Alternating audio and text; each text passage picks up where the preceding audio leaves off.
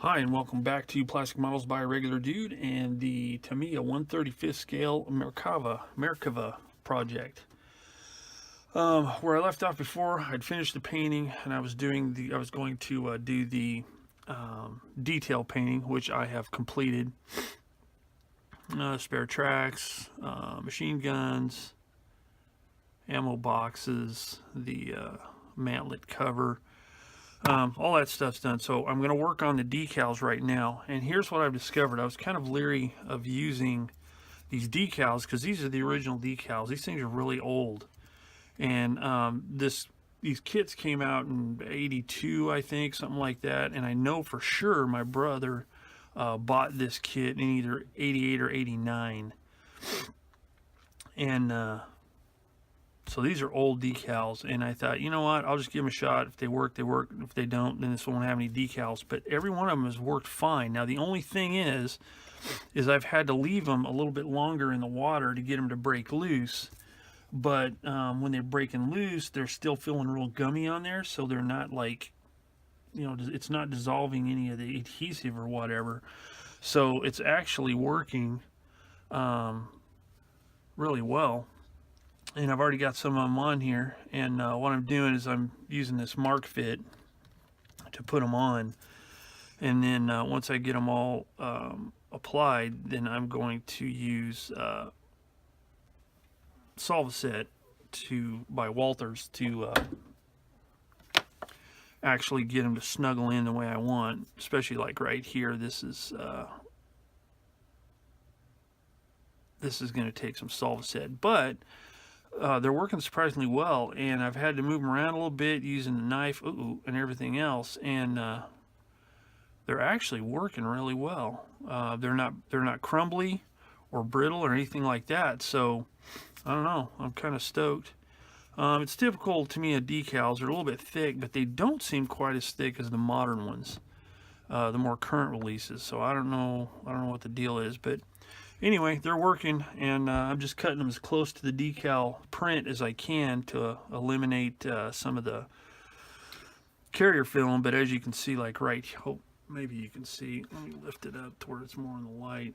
There's got some carrier film, like in this void here between these two words and the arrow, and I was going to cut those out really close, but I was afraid to take the risk of having them, come apart whenever I applied them. But I mean, that could have been unfounded. So anyway, I'll finish putting decals on, and once I get done putting the decals on, I'll decide if I want to put a clear coat on before I start weathering or not. So let me finish these decals and I'll come back. All right, let's talk a little bit about what's going on right now. So as you can see here, everything looks all cloudy and weird. So I got the vehicle painted, the details painted, and I put a clear coat on it. And the clear coat I used was the one I have been using most for this type of thing lately, which is Future Floor Polish, which I have a little bit in this little Vallejo bottle. So I did find a good use for the Vallejo primers. Once they're empty and they're gone, I can refill it with Future or whatever else I want to put in there. And I know Future can be, it's kind of a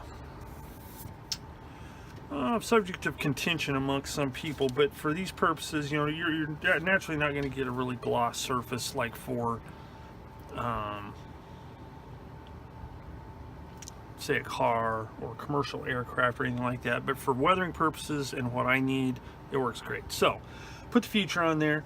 I put the decals on before I put the Future on, and I think I mentioned it in my last segment, but the Tamiya decals, for being 30 plus years old, worked great. Didn't have any problems. I had one of them that a little piece came off, but that's more from me using a toothpick to trying to get it to slide around on the backing, and I did it a little prematurely, and I tore a little chunk out of it. But really no fault of the decals. The rest of them worked great, so I was able to put the full complement of decals on here, and it worked fine. So anyway, I did that, and once the decal's cured really well, then I sprayed the future on. Once that cured overnight, then I started on the weathering process. And what I did first is I created, here's the residual. It's pretty dried up, but I used the Abteilung 502 brown wash, and put all over the. I did a pin wash. I didn't do like a full sludge wash or whatever you want to call it. I did a pin wash. And it was pretty tedious because there's a lot of small details, but filled in the cracks around all the detail and around the wheels and all that kind of stuff. Let that cure up, which really didn't take that long. It took just a few hours. And then something I've been wanting to try, and I've just been really scared, is this. Not the product itself, but the color, is the Ultimate Weathering Wash Sand.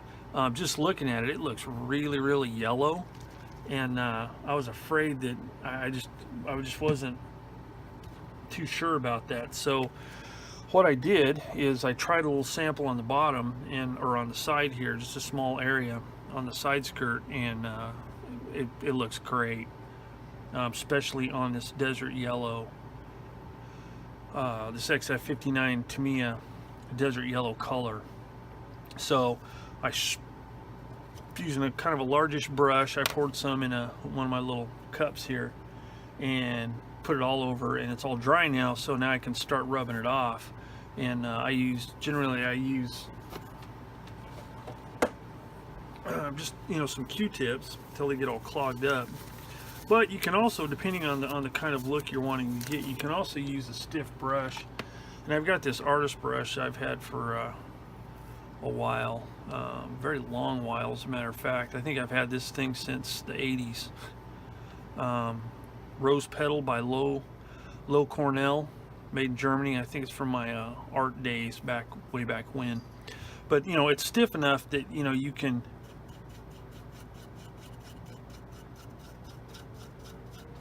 rub this clay wash like this, and it rubs off the majority of it, leaves it in the grooves, but it also kind of makes it kind of streaky looking, so it's not just you can do the same thing with the Q-tips. You just get kind of a different effect, but it wipes off a little bit more, but it seems to be a little bit more random when you use the Q-tip like this. Kind of gives you more of a streaky look when you're around detail like that. So I'll use a combination of both. But anyway, I'm going to start getting some of this stuff off of here, and once I do that, there'll be a little bit more detail kind of weathering stuff I need to do, and then I'll pretty much be done with this thing. So I'm going to go ahead and work on this for a little bit and come back. And here it is, after a bit more weathering and getting the clay wash scrubbed off. A little more washes here and there, and the figure, the Tamiya 1/35 scale Merkava, is complete. This is it in all its plastic glory. So my thoughts on the kit are, it was a very good kit. It was a lot of fun, simple. There is a ton of surface detail on this kit. All these hinges, access doors, handles, mesh, I mean all this stuff. I mean there's tons of surface detail on this thing, but very little of it was glued into place. The only thing that was stuff that was optional stuff. Like you could have this closed instead of the headlights being exposed. You could have this little door here closed to cover the headlights. Other than that, on the whole, all the rest of the stuff, the lifting eyes, those are cemented into place. But other than that, I mean, some of these boxes on the sides got glued on. These handles here got glued on. You probably can't see them, it's kind of darkish. These handles here and here were glued on. This accessory was glued on. The hooks and the spare track links, but other than that, that whole back panel, this whole back plate was one thing. These storage bins, stuff like that. Same goes for the turret. The only parts that were glued on was this little part here where the antenna goes that I haven't put in yet. This hatch, this hatch, these two pieces here, the machine gun and mounts, this optical device here, this little cover here could be positioned open or closed. You know, obviously the tracks on the sides, the shovel, fire extinguishers, lifting eyes, and the tow cable hooks. That was it. You know, this had to be assembled here. But other than that, you know, the parts count was fairly low on this kit. But as you can see, you know, the detail of it's really nice.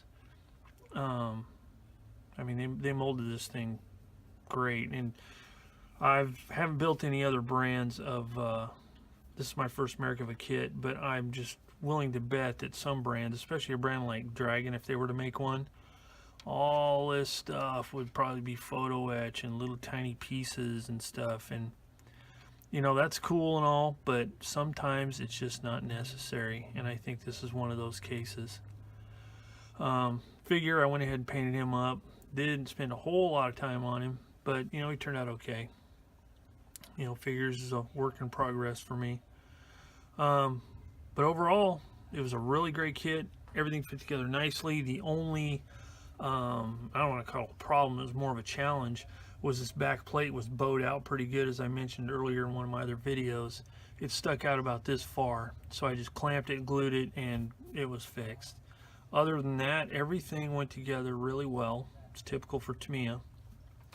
And not really any surprises. And because of the low parts count, it's a really quick build. I took a lot of time cleaning parts up and stuff like that, and it only took, you know, barely over 7 hours. So this could truly be a weekend kit, you know. Build it one day, paint it and weather it the next, you know, depending on what materials you're using to paint and weather with. 3 days max. But, you know, it was a lot of fun, and it was a good kit to just build and just have some fun with. No big plan like I usually have with my kits. Just enjoyed it for what it was, nothing extra, right straight out of the box. So I hope you enjoyed this video log of this kit. I tried to keep it all pretty short and just touch on the highlights and basically what I was doing, so this series isn't as long as some of them. So, as always, if you have any questions or comments, please put them in the comments section down below, and I will answer as quickly as I can. If you have any recommendations on if I were to ever build one of these again, I'd be more than happy to hear what they are. And, you know, just keep having fun building your models, and stay tuned for another video here coming soon. I'll have a new project getting on the go pretty quick. So, as always, thanks for joining me here on Plastic Models by a Regular Dude, and I will see you all later.